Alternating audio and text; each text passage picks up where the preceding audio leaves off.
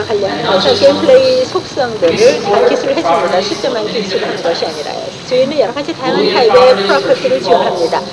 예냐 아니냐, true false 타입의 그 불리한 타입, 또 여러 가지 다양한 종류의 숫자, 또 뭐 칼라, 데이터 에셋, 또는 뭐 다른 엔티티에 대한 레퍼런스까지도 다양한 타입으로 지원이 됩니다. 그래서 월드빌더에서 오브젝트를 타겟팅할 때 굉장히 유용하게 쓰실 수가 있습니다.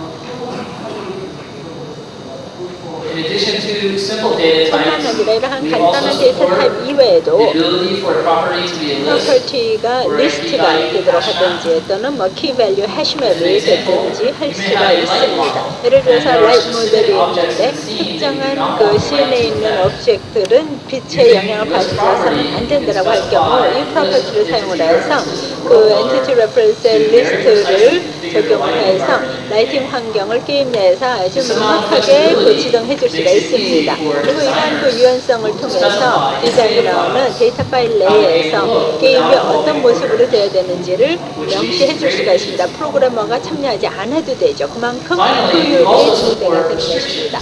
또 마지막으로 저희는 엔티티 프로퍼티에 대한 제약을 가할 수 있도록도 하고 있습니다. 예를 들어서 오른쪽에 보시면 데미지 프로퍼티가 있죠. 이 데미지, 어태커가 가할 수 있는 데미지를 최고 10점으로 이렇게 제약을 주고 싶을 수가 있죠. 그래서 이런 데미지 프로퍼티에 0에서부터 10까지로 제한을 줄 수가 있습니다. 이런 기능을 통해서 게임 디자이너는 게임이 어떻게 그 작동되는지를 정할 수가 있고 또 많은 수의 그 컨텐츠 개발자들도 이 게임 디자인을 그대로 따를 수 있도록 할 수가 있는 겁니다.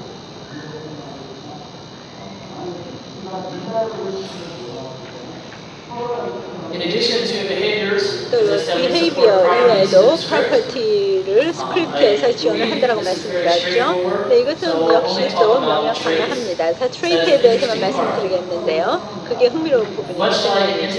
entity와 마찬가지로 또 property와 마찬가지로 behavior의 trait도 정해서 게임브리오 라이스피드에서 어떻게 실행될지를 정할 수가 있습니다. 디폴트로 이러한 트레이트는 오버라이드가 될 수 있도록 되어 있습니다. 그래서 상속된 비헤이비어도 콜하지 않아도, 호출하지 않아도 되는 것이죠.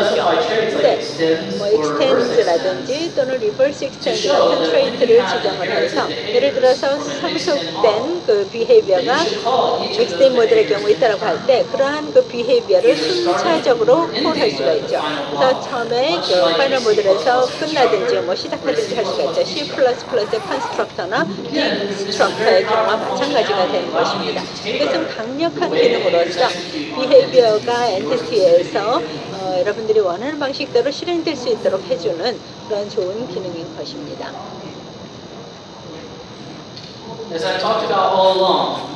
지금까지 쭉 말씀드렸듯이 믹스인 모델들을 혼합을 해서 컴포지션을 할 수가 있죠. 그래서 컴포지션 기반의 엔티티 시스템이 아주 강력한 시스템이 됩니다.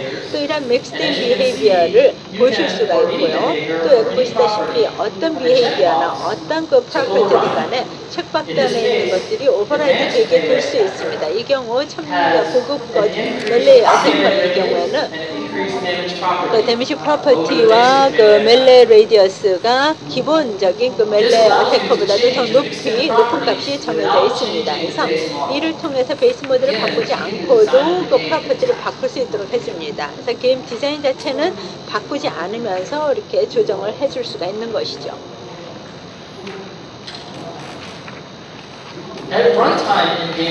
게임브리오에서는 런타임에 모든 그 위계 하이어라키에 대한 정보를 보유하지를 않습니다. 왜냐하면 컴포지션 하이어라키 자체가 굉장히 복잡하기 때문에 이것을 런타임에 파싱하는 것은 굉장히 많은 리소스를 사용할 것이기 때문입니다. 그래서 저희는 툴베이스에서 이 모든 그 하이어라키들을 가지고 하나의 XML 파일로 평탄하게 만듭니다. 이를 통해서 두 가지 효과가 발생합니다. 하나는 XML 파일은 읽기가 쉬운 것이죠.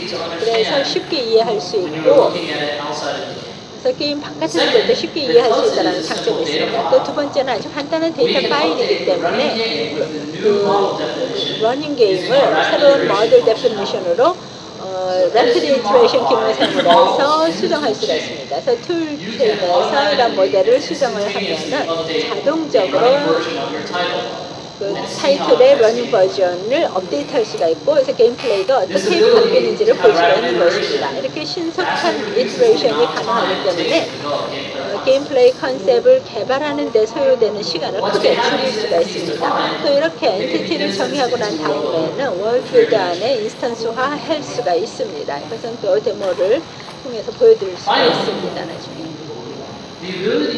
마지막으로 엔티티를 집합 애그리게이션을 통해서 만들 수가 있기 때문에 컨텐트 개발이 흥미롭고 또 빨리 될 수가 있습니다. 컴포넌트가 모듈형으로 되어 있고 독립적이기 때문에 여러 명의 그 개발자들이 독자적으로 작업을 할 수가 있습니다. 그리고 한 명의 개발자가 예를 들어 거블린 모델을 작업을 하고 있고, 또 다른 개발자가 숍키퍼 모델을 갖고 작업을 하고 있다. 근데 게임 디자인에서는 거블린 숍키퍼가 필요하다라고 할 경우 이 두 가지를 믹스해서 새로운 모델을 쉽게 만들 수가 있는 것입니다. 그러면 게임브리오 라이트 스피드에서 자동적으로 돌아가게 됩니다. 강조해서 말씀드리고 싶은 것은 이런 개념들이 모든 엔진의 경우 다 중요합니다.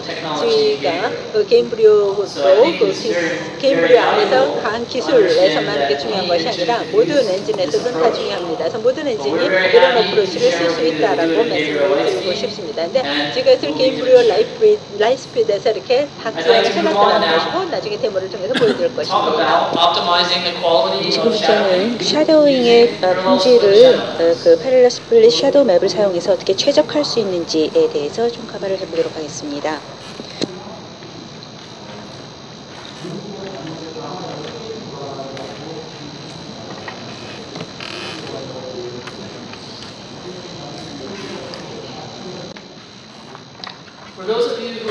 여러분 중에서 게임브리오 2.6을 사용해 보신 분들은 아시겠지만요, 저희 샤도우 시스템이 굉장히 높은 품질의 섀도우를 만들어내죠. 그런데 여기에는 퍼센티지 클로저 필터링 사용을 하기 때문에 PCF를 사용하기 때문에 하나의 섀도우 맵을 사용합니다. 그런데 이런 애프로치를 사용해도 여러 가지 문제가 좀 없는 것은 아닙니다. 이 섀도우 맵의 퍼스펙티브한 프로젝션이 되기 때문에 섀도우 맵이 굉장히 커야 됩니다. 그래야지만 ALSing 아르페크트를 해결을 할 수가 있는 거죠. 이렇게 큰 섀도우 맵을 사용한다고 해도 바운딩 볼륨이 굉장히 큰 오브젝트, 예를 들어서 터레인 같은 경우는 문제를 야기할 수 있습니다. 그런데 터레인의 어느 부분에서 그림자가 떨어질지 모르기 때문에 섀도우 퍼스트를 전체 터레인에 대해서 씌워줘야 되는 거죠. 그렇기 때문에 샘플이 굉장히 섀도우 맵에 넓게 퍼져 있고요. 그러면서 ALSing이 생길 수밖에 없는 것입니다.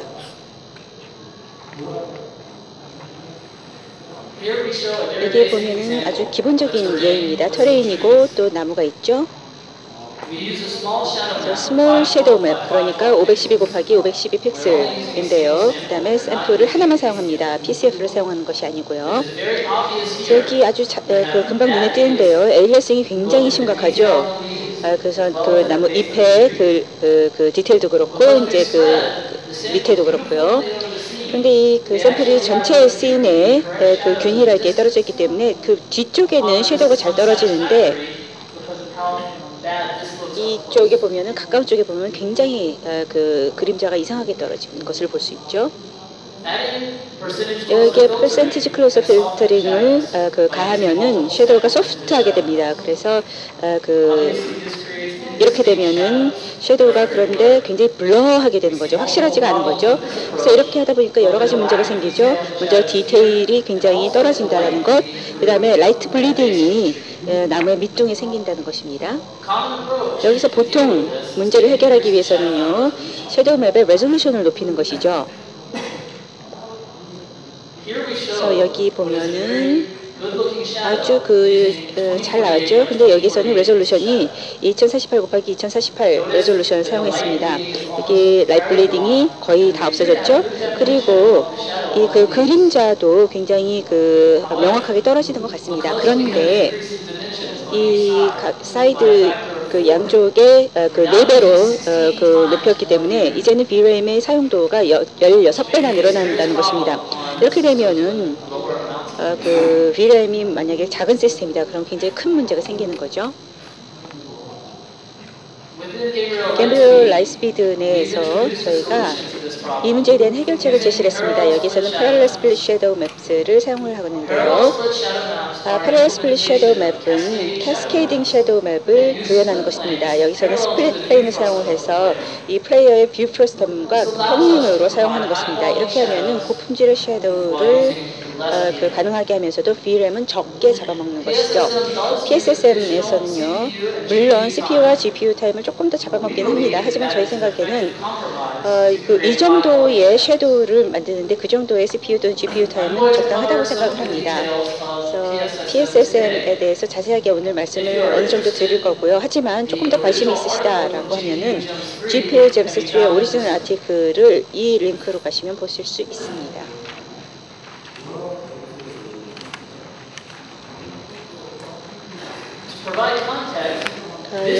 지금 보시는 것이 PSSM을 사용한 렌더링이죠. 또 PCF도 사용한 거죠. 근데 레솔루션은 512 곱하기 512 픽셀의 섀도우 맵을 사용한 것입니다. 그러니까 VRAM을 차지하는 것은 16분의 1이죠. 2048 곱하기 2048보다는요. 그러면서도 그 디테일도 좋고 또 라이트 블리딩도 안 생기는 것을 볼 수 있습니다.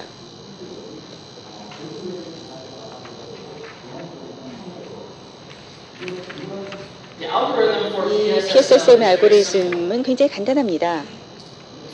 먼저 이 플레이어의 관점에서 이 뷰 프로스텀을 여러 개 슬라이스로 나눈 것이죠. 그래서 각 슬라이스는 그 니어 플레인의 평행으로 가는 것입니다. 그래서 슬라이스 하나하나마다 우리가 라이트의 그 퍼스펙티브로 해서 뷰 프로젝션 매트릭스와 뷰 프로스텀을 연산을 합니다.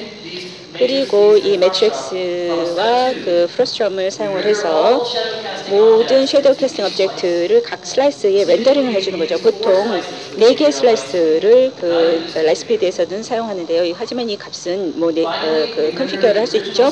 그리고 원래 씬을 그 렌더를 합니다. 그러면서 PSSM 슬라이드에서 섀도우를 합성해 주는 것이죠.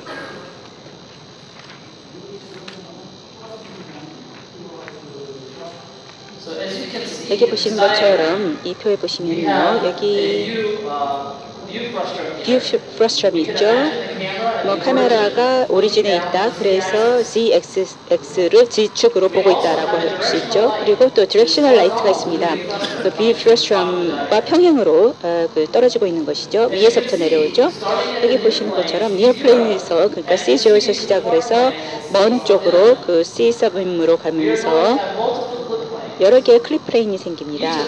그 중에 하나하나가 프로스트럼을 뷰어에게 평행한 방법으로 슬라이스를 해주는 것이죠. 이 슬라이스 하나에서 우리가 그 프로스트럼을 만드는 것입니다. 예를 들어서 VI죠. VI는 클립 플레인 CI와 CI 플러스 1에 의해서 바운더리가 되는 것이죠. 바운딩이 되죠. 그래서 새로운 레인지가 생깁니다. 니어 플레인 그 가까운 데 있는, 그러니까 여기에는 SI와 SI 플러스 1에 해당되는 그 슬라이스의 섀도우가 생기는 것이죠. 그 클립 플레인을 선정하는 것이 굉장히 중요한데요. 아까 그 말씀드린 그 온라인으로 되어 있는 아티클에 이것을 어떻게 설정을 하는지 또는 선택을 하는지에 대해서 굉장히 자세하게 나와 있고요. 알고리즘도 자세하게 나와 있습니다. 일단 뷰 프로스트럼을 여러 개 슬라이스로 나눈 다음에는 먼저 이 라이트의 그 관점에서 각각의 슬라이스에 대해서 그 계산을 해야 되겠죠. 이것을 우리가 VI, W, sub I라고 부릅니다.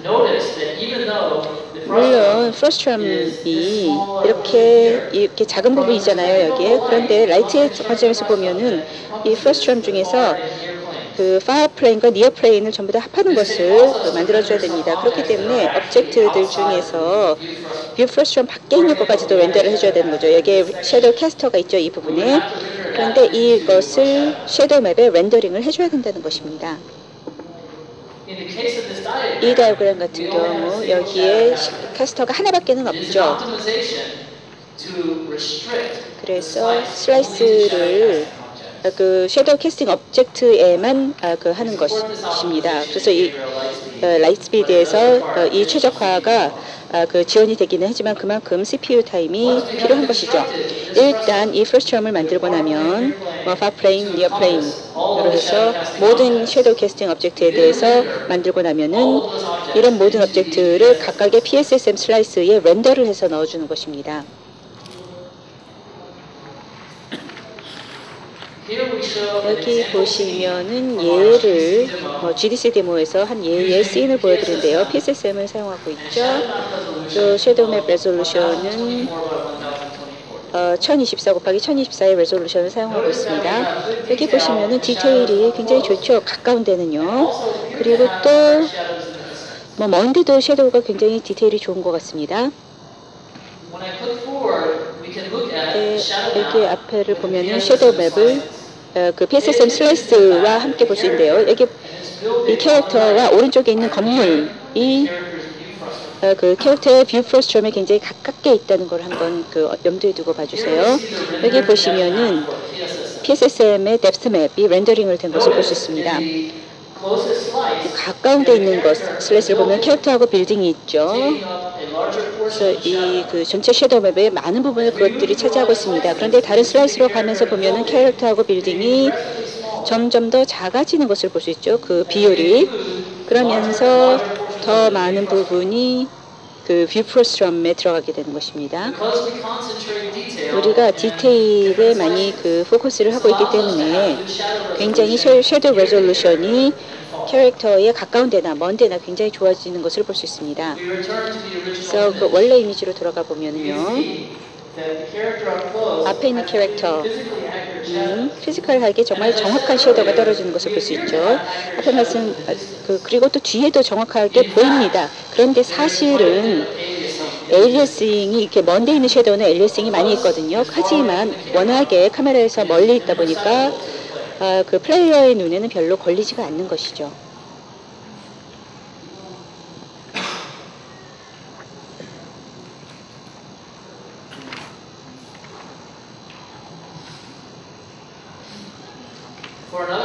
또 한 가지 비교를 좀 해보면요. PSSM을 저희 원래 아까 그 보여드렸던 그 씬에 보여드리겠습니다. 왼쪽에는 1024 곱하기 1024 PSSM 섀도우고요. 오른쪽에는 2048 곱하기 2048 싱글 섀도우 맵이고 PCF만 한 겁니다. 여기 보시면 뭐 VRAM의 그 4분의 1만 차지를 해도 PSSM을 사용하는 것이 앞쪽이 굉장히 깨끗하죠. 그러면서 뒤에도 정확하게 떨어지는 것처럼 보입니다. 근데 줌인을 해보면 얼마나 PSSM 테크닉이 좋은 품질을 가능하게 하는지 볼 수 있죠. 먼저 그 나뭇잎의 섀도우가 정확하게 떨어져. 그 다음에 그 나뭇 밑둥에 라이트 블리딩이 없죠. 그런데 오른쪽에 보면은 블리딩도 좀 있고 나뭇잎 섀도우도 그렇게 깨끗하게 떨어지지 않습니다. 굉장히 희미하죠.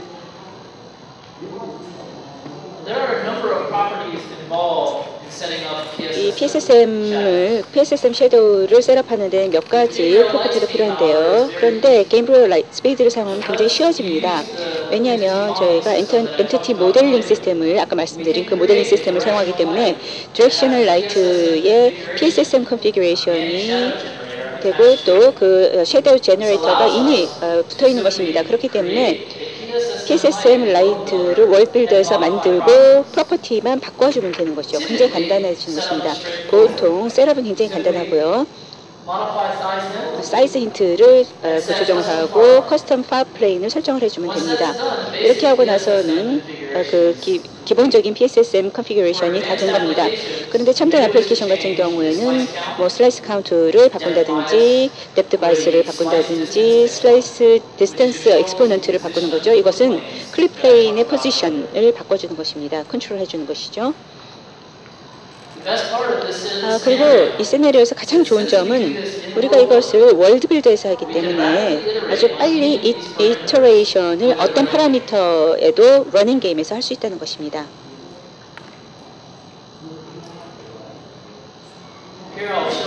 여기 예를 보여드릴게요. 이 파라미터의 그 효과가 굉장히 미묘하면서도 우리가 이터레이션을 아주 빨리빨리 하면서 테스트할 수 있기 때문에 굉장히 큰 영향을 주는 거죠. 왼쪽은 PSSM이죠. 이거는 디폴트 파 플레인을 사용한 것입니다. 이 파 플레인은 전체 그 씬을 전부 다 커버하는 거죠. 오른쪽은 커스텀 파플레인이죠. 이것은 2000 유닛입니다. 이것은 그 전체 씬의 일부만 커버를 하게 되는 겁니다. 이 두 개의 이미지를 보면은 거의 비슷해 보이죠. 그런데 줌인을 해서 가까이 보면 약간의 차이를 볼 수 있습니다. 이렇게 보시면은 PSSM 쪽에 보면은 디테일이 이 나무 가지에 더 나오는 것을 볼 수 있죠. 2000 유닛의 커스텀 파플레인 같은 경우 그 나뭇가지가 디테일이 더 좋죠. 그리고 이 부분에 그 희미한 것이 없어지고 또 코너 쪽에도 희미한 것이 없어졌죠. 이런 그 효과는 굉장히 미미한 거면서도 미미하고도 또 이 프레젠테이션에서는 잘 눈에 안 띄지만요. 하지만 갬브리얼 라이트스피드에서는 튜닝이 빨리 되기 때문에 이 아트 팀이 원하는 대로 섀도우를 잘 손질할 수 있다는 것입니다. 사실 게임이 성공하기 위해서는 그런 것이 중요한 것이죠.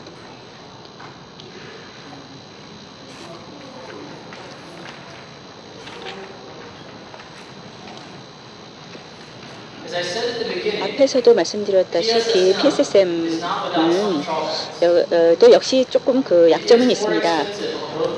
CPU나 GPU 타임을 조금 잡아먹는 거죠. PSSM 섀도우를 하기 위해서는요. 특히 여러 개의 드로잉 패스가 있어야지만 각각의 PSSM 슬라이드를 렌더할 수 있다는 것입니다. 그러니까 컬링 패스가 여러 개가 생긴다는 것이고요. 또한 드로우 컬도 D3D에 더 많이 서브밋이 돼야 된다는 것입니다. 그런데 그 오리지널 아티클에 보면은 한 테크닉에 대해서 얘기하고 있습니다. D3D 10하고 D3D 11에서는 여러 개의 PSSM 슬라이스를 지오메트리 쉐이더를 사용해서 렌더를 할 수 있는 방법이 나왔습니다. 그런데 불행하게도 저희는 이 그 3.1, 그 라이트스피드 3.1에서는 이 옵티마이제이션이 안 됐습니다. 또 GPU 같은 경우는 추가적인 코드를 실행을 해야 되죠. 그래서 그 카메라에서 그 픽셀까지의 디스턴스를 알아야 되니까요. 그리고 나서는 쉐이더 코드가 더 있어야지만 PSSM 텍스처에서 어느 부분에 그 적용을 해야 될지를 그 계산을 해야 되는 것입니다. 이렇게 되니까 GPU 시간이 조금 잡아먹는데요. 하지만 GPU가 굉장히 더 빨리 커지고 있잖아요. 그래서 엔비디아라든지 AMD 쪽에서 굉장히 잘해주고 있기 때문에 GPU 용량이 굉장히 커지잖아요. 그래서 별로 그렇게 큰 영향은 아닐 거다라고, 다행히도 큰 영향은 아닐 거라고 생각하고 있습니다. 자, 지금까지 엔티티 모델링하고 PSSM에 대해서 말씀드렸는데요. 그러면 잠시만 시간을 내서 이 갬브리얼 라이트스피드의 어떤 새로운 피처들이 그 추가가 되는지에 대해서 말씀드리겠습니다.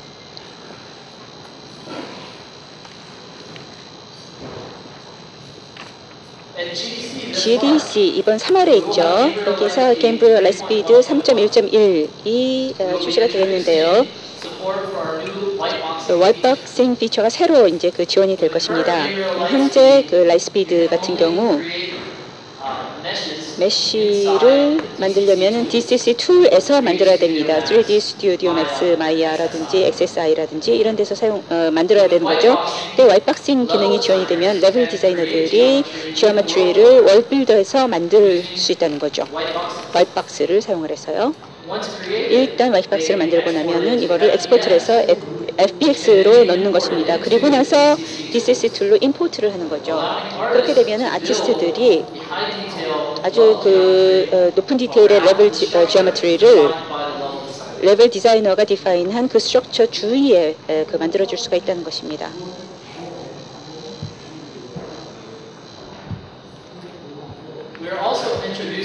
또 갬브리얼 라이트스피드 3.1.1에서 새로 추가되는 피처는 D3D 11 렌더러입니다. D3D 11 렌더러는 컴퓨터 쉐이더 그리고 테슬레이션에 대한 지원을 해주는 거죠.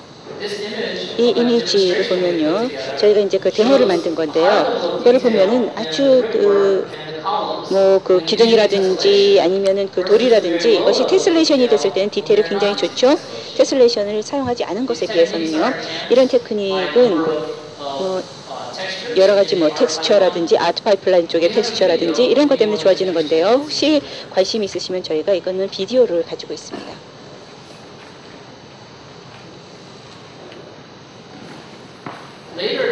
또 올해 후반에 데이터 프리뷰가 게임브리오 라이트스피드 3.2에 대해서 나올 텐데요. 그것은 소스 커스터머들에게 6월에 제공이 될 것이고요. 새로운 그 터레인 캐퍼빌리티를 보여드릴 겁니다. 그래서 굉장히 터레인의 여러 가지를 넣을 수 있고요. 또 터레인을 여러 개 섹터로 나눠서 할 수가 있습니다. 그래서 올해 하반기에는 게임브리오 그 3.2 그 펑셔널리티가 이발리에이터들에게 제공이 될 겁니다. 그래서 간단하게나마 새로운 피처들에 대해서 말씀드렸는데요. 몇 가지 그러면은 마무리 말씀을 드리고 그 다음에 질문을 받겠습니다. 조금 시간이 이제 많이 남을 것 같으네요. 그래서 그 질문 시간이 충분하겠습니다. 제가 말씀드린 것처럼 저희가 생각하기에는요, 게임브리오 라이트스피드의 새로운 시스템을 통해서 게임 디벨롭먼트 툴이 이제는 새로운 그런 수준으로 올라갈 수 있다고 생각합니다. 그래서 데이터 기반의 엔티티 모델링과 래피드 이터레이션이 있기 때문에 이제는 스크린에서 여러분의 생각한 것, 여러분의 아이디어를 더 빨리, 더 쉽게 볼 수가 있다는 것입니다. 여러분이 엔티티 시스템을 사용하지 않는다라고 해도 또는 그 2.x를 사용한다고 해도 앞으로 3.x로 올라가는 것은 업그레이드하는 것은 굉장히 쉽습니다. 그리고 또한 PSSM 테크닉을 사용하게 되면 굉장히 높은 품질의 쉐도잉이 가능하게 되고요. 또 여러분이 고객이냐 아니냐와 상관없이 계속해서 이머전트 그 다음에 게임 베이스에서 하고 있는 일에 대해서 주시를 해주시기 바랍니다. 왜냐하면 항상 새로운 피처들 또 게임브리오의 새로운 릴리스를 내놓고 있기 때문입니다. 시간 내주셔서 감사드리고요. 여기 제 이메일 어드레스가 있고 또 링크들이 있습니다. 여기에 보면 좋은 자료들이 많은데요. 첫 번째 두 개는 컴포지션 기반의 엔티티 시스템에 대한 거고요. 마지막 거가 GPU GEMS 아티클입니다. 이게 아까 말씀드린 PSSM에 대한 그 아티클입니다.